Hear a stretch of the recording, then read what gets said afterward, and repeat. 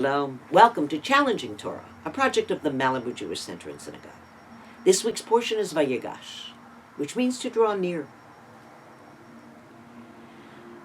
The story of this portion begins with Judah, but really we need to go back and remind ourselves of this Joseph narrative. Joseph, who's been thrown into the well to die by his jealous brothers, who's pulled out of the well and sold by Judah, actually, who sells him to the Ishmaelites or the Midianites, I don't know, it's the Middle East, and who goes through a process, eventually based on his power to interpret dreams, of becoming the second to the Pharaoh.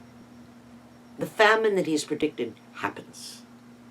And as it happens, the brothers appear in Egypt. In a stunning moment, Joseph recognizes his brothers, but they don't recognize him. And Joseph doesn't know what to do. He's totally lost a way to have an empathy with his own situation. And rather than draw near, he distances them and plays a cat and mouse game for the next many chapters. And it's a complicated story.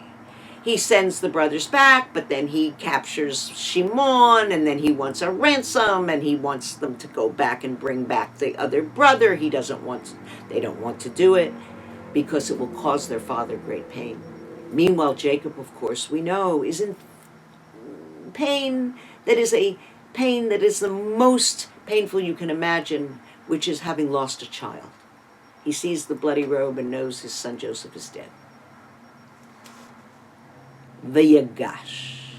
And as Joseph has tricked them yet one more time, Judah steps up.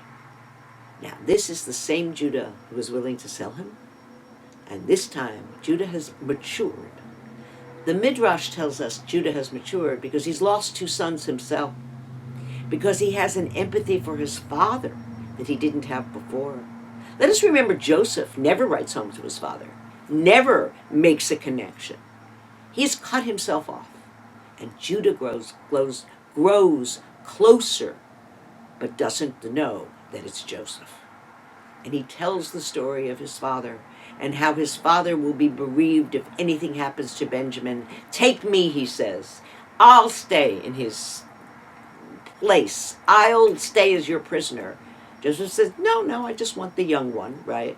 And Judah completely loses it, becomes very angry, and says, how shall I go to my father and the lad not be with me? Lest perhaps I see the evil that shall come upon my father? That's Joseph's father.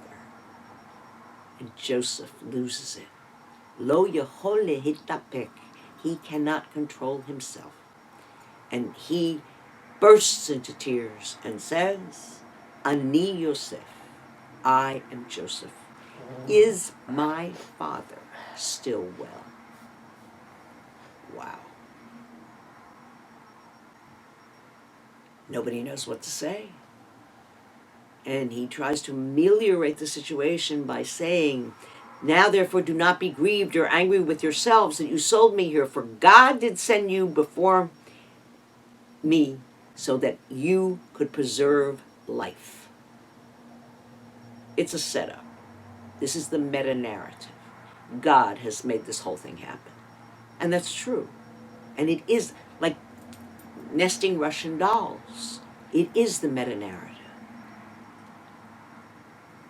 But at the same time, within that narrative, there's an emotional doll that needs to have a drawing close, an honesty.